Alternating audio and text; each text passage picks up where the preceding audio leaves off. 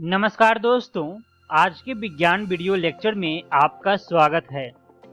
आज हम छठी कक्षा का अध्याय विद्युत तथा परिपथ का दूसरा भाग को समझेंगे। तो आइए जानते हैं कि आज के भाग में हम क्या-क्या पढ़ने वाले हैं। सबसे पहले हम विद्युत स्विच के बारे में चर्चा करेंगे और उसके बाद विद्युत चालक किसे कहते हैं तथा विद्युत कुचालक किसे कहते हैं, इसके बारे में भी चर्चा करेंगे। तो आइए आज के पहले विषय से शुरू करते हैं और जानते हैं कि विद्युत स्विच किसे कहते हैं और इसे कैसे बनाया जाता है। दोस्तों, पिछले वीडियो में हमने अपने से बनाए गए टॉर्च में आपने क्या देखा था।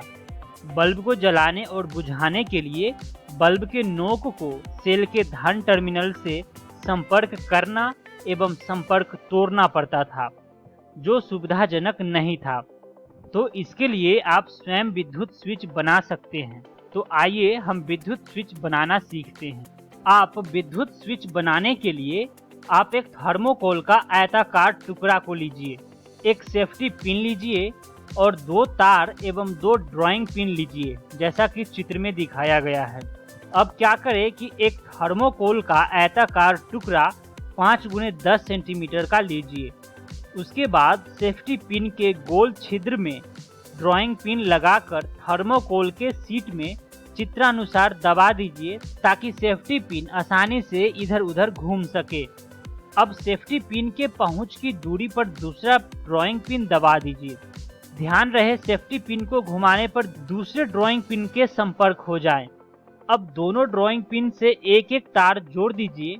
अब यह आपका विद्युत स्विच तैयार हो गया है और इस तरह से अब सेल विद्युत बल्ब को स्विच से चित्रानुसार जोड़कर परिपथ को पूरा कर लीजिए। सेफ्टी पिन को घुमाकर उसके स्वतंत्र सिरे को ड्राइंग पिन से संपर्क में लाइए। आप क्या देखते हैं?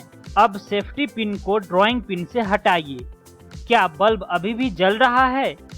जब सेफ्टी पिन का खुला सिरा दूसरे सिरे के संपर्क में आता है तो परिपथ पूरा हो जाता है, जैसा कि आप दाईं वाली चित्र में देख रहे हैं। तब स्थिति में स्विच ऑन हो जाता है और विद्युत बल्ब जलने लगता है। सेफ्टी पिन का संपर्क जब दूसरे ड्राइंग पिन से हटाते हैं तो ऑफ हो जाता है और विद्युत परिपथ भंग हो जाता है, जिससे बल्ब का जलना बंद हो जाता है, जैसा कि आप चित्र में बाईं वाली चित्र में देख रहे हैं। इस चित्र में विद्युत स्विच ऑफ की स्थिति में है। तो हमारे घरों में लगे स्विच भी इसी सिद्धांत पर कार्य करते हैं। देखने में यह अलग अलग डिजाइन के हो सकते हैं, लेकिन इनकी कार्य प्रणाली एक ही होती है। आइए दोस्तों, विद्युत चालक तथा विद्युत कुचालक के बारे में समझते हैं। दोस्तों, विद्युत बल्ब जलाने के लिए आपने धातु के तार का उपयोग किया है। आपने यह भी देखा है कि विद्युत परिपथ के भंग होने पर विद्युत बल्ब नहीं जलता है। धातु के तार के स्थान पर यदि धागे का उपयोग कर विद्युत परिपथ बनाया जाए तो क्या होगा? क्या इस तरह के विद्युत परिपथ में विद्युत बल्ब जलेगा या नहीं जलेगा? विद्युत धारा के प्रवाह के लिए परिपथ में किस प्रकार के पदार्थ का उपयोग किया जा सकता है, आइए इसके बारे में हम पता करते हैं। दोस्तों, इसके लिए हमें एक क्रियाकलाप करना होगा। सबसे पहले हमें एक विद्युत परिपथ बनाने के लिए विद्युत बल्ब की आवश्यकता होगा, सेल यानी कि बैटरी की आवश्यकता होगा, विद्युत तार का आवश्यकता होगा, टेप का आवश्यकता होगा एवं रबर बैंड की आवश्यकता पड़ेगा, जैसा कि आप चित्र में देख रहे हैं। अब हम क्या करेंगे कि आसपास से कुछ अन्य सामग्री इकट्ठा करेंगे, जैसे कि चाबियां, पिन, सिक्के, प्लास्टिक का स्केल, लकड़ी का टुकड़ा, एल्यूमीनियम की पत्ती, मोमबत्ती, पेंसिल की लीड, थर्मोकोल, कागज, रबर, कांच की चूड़ी, लोहे की कील इत्यादि। अब हम क्या करेंगे, एक साधारण सा विद्युत परिपथ बनाएंगे। अब एक साधारण सा विद्युत परिपथ बनाइए, जैसा कि चित्र में दिखाया गया है। सभी वस्तुओं को बारी बारी से सहायता लेकर आप परिपथ बना सकते हैं। परिपथ के भंग हिस्से के दोनों तारों के बीच एक एक कर विभिन्न वस्तु को रखिए, जैसा कि चित्र में चाबी और पेचकस को दिखाया गया है। इसके बाद बल्ब की स्थिति का अवलोकन कीजिए। ध्यान रहे कि वस्तु का स्पर्श दोनों तारों से अवश्य हो, जिससे परिपथ पूरा हो जाए। अब आप अपने अवलोकन को एक सारणी में अंकित कीजिए और इसे अपने कॉपी में नोट कीजिए कि किस वस्तु का उपयोग करने के बाद बल्ब दीप्त होने लगता था और किस वस्तु का उपयोग करने के बाद बल्ब दीप्त नहीं होने लगता था। इसका एक आप सारणी बनाइए और आप इसे क्रियाकलाप करके अवलोकन कीजिए।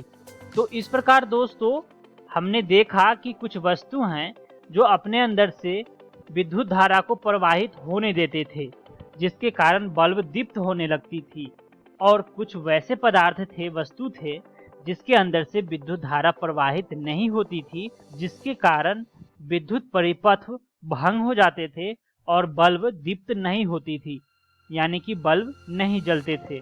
तो आइए हम चर्चा करते हैं कि आखिर विद्युत चालक किसे कहते हैं। तो इसका परिभाषा यह होगा दोस्तों कि वैसे पदार्थ जिससे विद्युत धारा प्रवाहित होती है वे विद्युत चालक यानी कि इलेक्ट्रिक कंडक्टर कहते हैं। उदाहरण के लिए आप चित्र में देखिए, विद्युत चालक के उदाहरण होंगे चांदी, सोना, तांबा, स्टील, समुद्री जल इत्यादि। आइए अब हम विद्युत कुचालक के बारे में समझते हैं।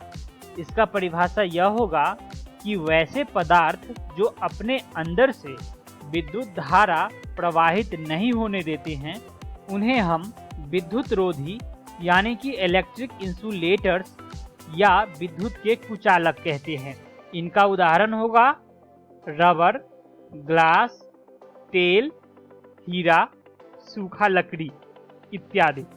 तो इससे पहले जो हमने क्रियाकलाप किया था उससे आप निष्कर्ष यह निकाले होंगे कि कौन सा पदार्थ विद्युत का चालक है और कौन सा पदार्थ विद्युत का कुचालक है यानी कि विद्युत रोधक है। दोस्तों वैसे पदार्थ जो चमकदार होते हैं और जिनसे तार बनाई जाती हैं वे विद्युत चालक होते हैं।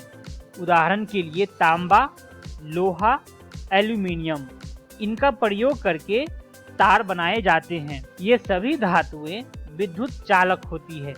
दोस्तों याद कीजिए कि जब आपने स्विच बनाने की कोशिश की थी वहां थर्मोकोल शीट का उपयोग किया गया था। थर्मोकोल से विद्युत धारा प्रवाहित नहीं होती है, इसीलिए इसका उपयोग ड्राइंग पिन को स्थिर रखने के लिए किया गया था। अब जब स्विच खुली स्थिति में थी तो उसके बीच वायु भी मौजूद थी, इसलिए बल्ब नहीं जला था। तो इससे यह निष्कर्ष निकलता है कि वायु भी विद्युत रोधक का उदाहरण है। दोस्तों विद्युत चालक तथा विद्युत रोधक पदार्थ हमारे लिए समान रूप से महत्वपूर्ण है। विद्युत प्लग, विद्युत बल्ब, सॉकेट आदि विद्युत चालक पदार्थों से बनाए जाते हैं, जैसा कि आप चित्र में देख रहे हैं। वहीं दूसरी ओर विद्युत तारों और प्लग के ऊपर के भाग, स्विच तथा अन्य भाग जिन्हें लोग स्पर्श करते हैं, जिन्हें लोग छूते हैं, इनको विद्युत रोधक पदार्थों का उपयोग कर बनाया जाता है। विद्युत तार धातु से बनाए जाते हैं जो विद्युत चालक पदार्थ होते हैं, लेकिन उसका बाहरी आवरण यानी कि बाहरी सतह जिसे हम छूते हैं प्लास्टिक के बने होते हैं। ऐसा इसलिए कि प्लास्टिक विद्युत रोधी वस्तु होते हैं। तो इस प्रकार दोस्तों हमने विद्युत चालक तथा विद्युत कुचालक के बीच अंतर को समझा। आइए एक महत्वपूर्ण रोचक तथ्य जानते हैं। दोस्तों हमें विद्युत का झटका क्यों लगता है, क्या आप इसे जानते हैं? इसका उत्तर यह होगा दोस्तों कि हमारा शरीर विद्युत का सुचालक होता है और इस कारण विद्युत धारा के संपर्क में आने पर आघात लगता है। अतः सुरक्षित रहने के लिए और विद्युत के संपर्क में नहीं आने के लिए हमें विद्युत उपकरणों का उपयोग करना चाहिए। इस प्रकार से दोस्तों हम आज की वीडियो का सारे विषयों का अध्ययन कर चुके हैं। आइए एक बार फिर से जानते हैं कि आज हमने क्या क्या सीखा। सबसे पहले विद्युत स्विच बनाने के बारे में समझा और उसके बाद विद्युत चालक तथा विद्युत कुचालक किसे कहते हैं इसके बारे में भी हमने चर्चा किया।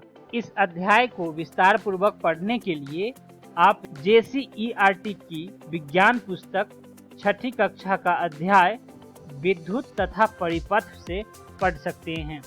आशा करता हूं कि आप सभी को आज का वीडियो पसंद आया होगा। मिलते हैं अगली वीडियो में एक नए अध्याय के साथ। धन्यवाद।